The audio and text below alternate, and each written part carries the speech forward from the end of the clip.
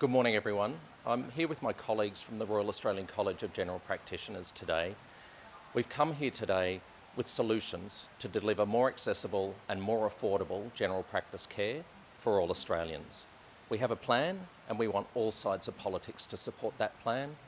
If this plan is delivered and funded, it will increase the number of bulk billed appointments by 6.2 million a year. It will deliver 1,500 more GPs are in communities around Australia.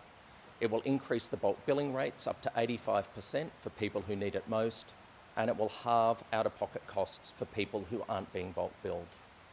Our plan will also lead to nearly $500 million of health system savings from reduced demand on emergency departments and hospitals. For too long, Medicare rebates have been underfunded, and there was a Medicare freeze for nearly 10 years. And what that means is that the costs of providing care haven't kept pace with what the Medicare rebate has provided. And that's meant it's been harder for GPs to bulk bill, and more patients are facing out-of-pocket costs. And this has worsened during our cost of living crisis. We're here today because despite living in a country with an excellent health system, more people are putting off accessing essential general practice care. And when someone can't get in to see me as their GP, they're more likely to get sicker, their health gets worse, and then they're more likely to use hospitals and emergency departments, and that's more costly. So it's bad for their health, and it's also bad for our health system. The Racgp trains 90% of the GPs around the country, and while GP numbers are slowly increasing, we know we need more.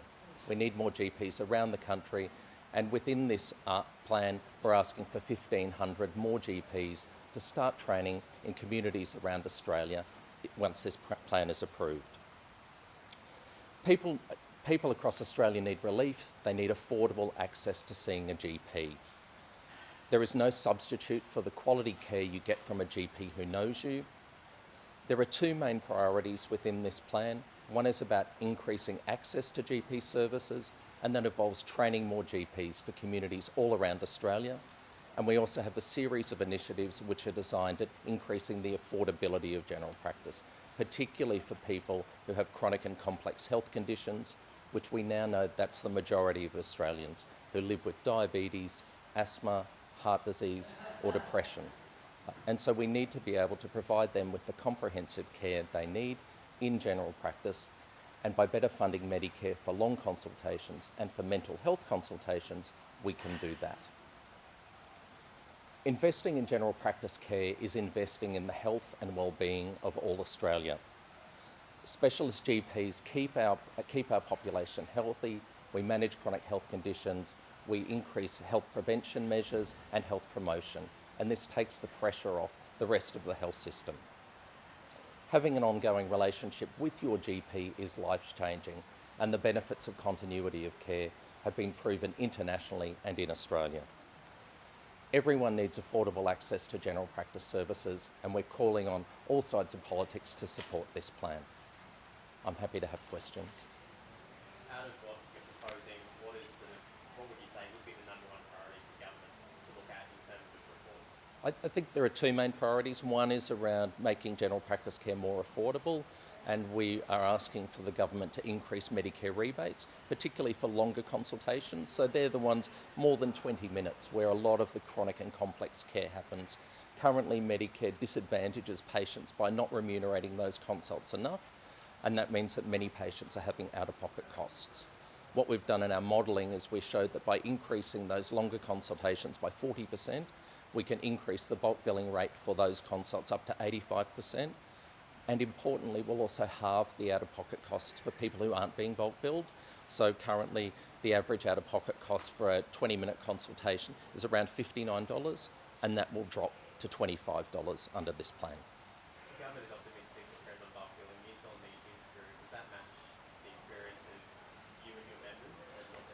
I think what we've seen is the incentives do improve bulk billing, but we do need to do more. Like, we really need to provide more support, particularly for the chronic and complex consultations, so that people can get that care with their GP in the community, and they can take the strain off needing to attend hospitals and emergency departments.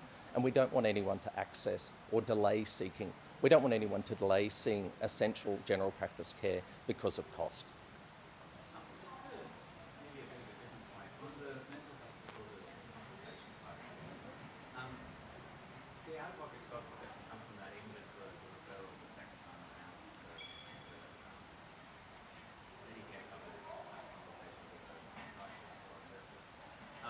quite daunting for a lot of younger Australians who are currently squeezed under a lot of other pressures.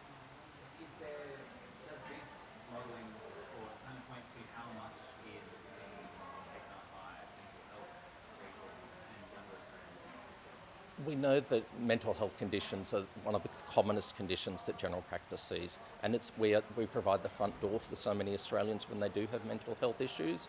And so what this measure will do will increase mental health consultations with your GP by 25%, and similarly will increase the bulk billing rate up to 85% and halve the out-of-pocket cost. So it's really focusing on the mental health consultations in general practice. And we just heard before from a completely different group about housing, and they're calling for more consistent long-term funding. Do you see that as a similar sort of thing that you guys are calling for? Is it difficulty perhaps that with each year, each government, the opinions change? How do you navigate that? I think we've seen that for too long Medicare has been underfunded, particularly for patient rebates. And so what we're trying to do here is reverse that, put more assistance and more funding into the most important general practice consultations, which are the ones who are supporting our most vulnerable Australians. Just on another health issue, a few weeks ago the government announced an NHMRC review into transgender and transgender children, and we've seen that this is an issue that perhaps has become politicised. The coalition senators who wanted a further government inquiry into this matter. Where do you stand on, are you, does the RCGP hold concerns that this issue is being Yeah. Look, all patients should be able to access the healthcare that they need, and as GPs, that's what we're trying to do. What we're trying to do here today is support more funding in general practice to make it more accessible and more affordable for all Australians. Okay. Thank you.